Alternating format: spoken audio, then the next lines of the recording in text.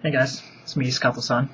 Um, I I felt the need to come and talk about something in particular today, um, just because I kind of liked the video I posted about a day or two ago.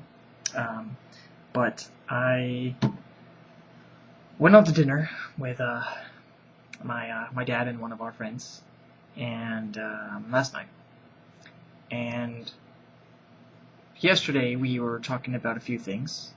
One of which was something in my dad's past regarding a woman that he was engaged to at one time, and that was when my brother and I were both still living with him, and so that would have been basically my brother was in high school. I don't really remember what years, but it was before I was in high school. So, excuse me, but most of you already know, but my brother passed away in '07, and the point of this story really is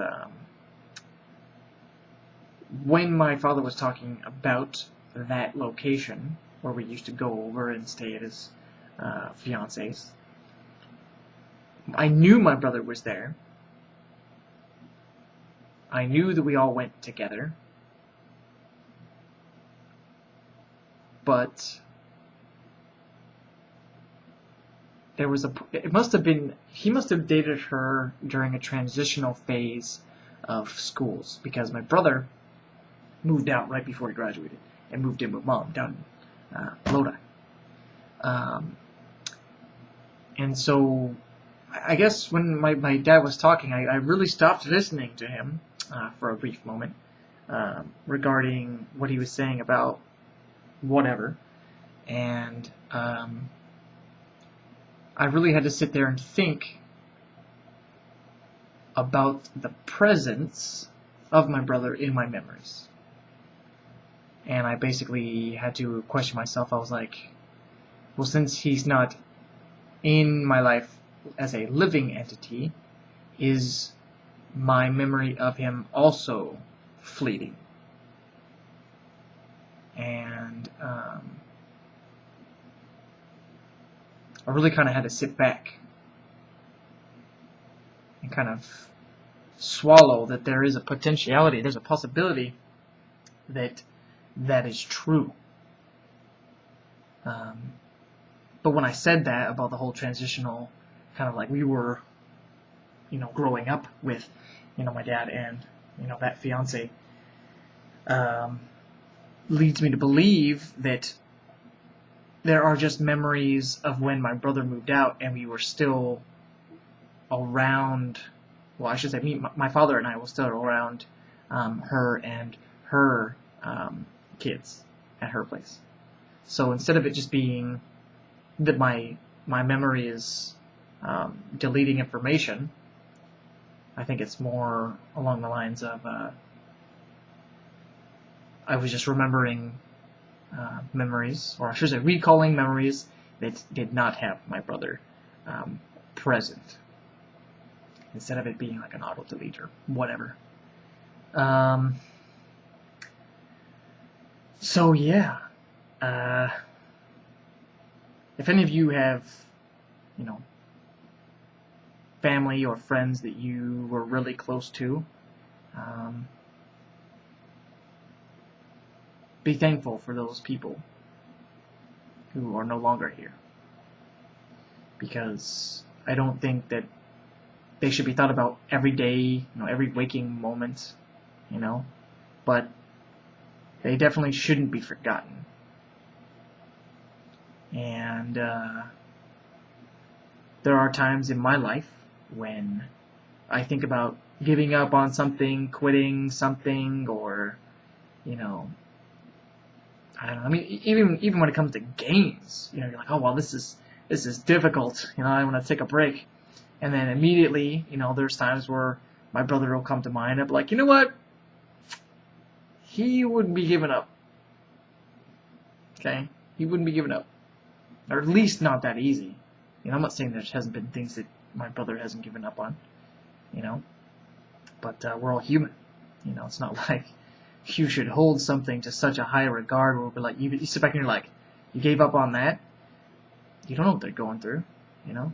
You don't know what prompted them to do so. You can encourage to give it another shot, you know. But in any case, I just felt the need to divulge a little bit of a story, you know, so that I actually had to push past in the company of others. Like we were all talking, and I was listening to my dad, and it was just like I went somewhere else. It was very much in the past, and I was like, well, okay. So, yeah. Oh, and also, my brother used to play Magic the Gathering, and there's a lot of people who I know who know what that is. If you don't know, it's a card game. And he made a squirrel deck a long time ago, and that just stuck in my mind. And basically, there was this one card called the Squirrel King, and the card basically states that it creates like a squirrel, you know, per turn or whatever. And they're all like 1/1 creatures, which basically means their attack and health, whatever. Anyways. And so ever since then, and also his emails too, he was, I think he had a Squirrel King like Hotmail account long time ago. So in any case, I relate squirrels to my brother very often. So I don't throw rocks at squirrels anymore, you know. I mean, that's just the wrong thing to do.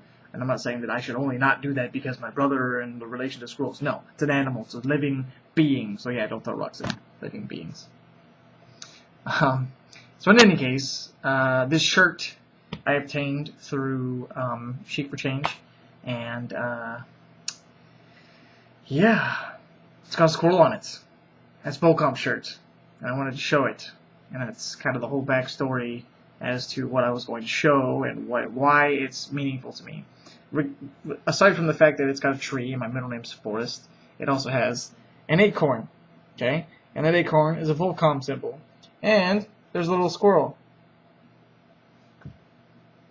So I thought that was kind of cool. So yeah, I have a shirt that resembles my brother, me, just in the same picture, basically. And so you know what's funny? Is that, okay, please, I need some feedback on this. I need some agreements, okay? Or rebuttals, or, you know, whatever it is you think. But where do you come up with your greatest thoughts or epiphanies or inventions? Mine are either in the shower or on the crapper. I know, very strange places, but some related to, I don't know. I probably shouldn't even talk about this. Very, very not PG, I guess. Sudden rush of blood, or I don't know. But yeah, I thought about this when I was on Earthstreamers, and I was like, I don't know. So I figured I'd share. And we're like running on like 9 minutes here, so thanks again for listening to me rant for 9 minutes and kind of giving a rundown of the shirt and the memories and kind of a conundrum. So yeah, feel free to rate, subscribe, do what you're gonna do. If you give me a thumbs down, I'll just, you know, laugh at you. So good. So yeah, this is Skatto-san.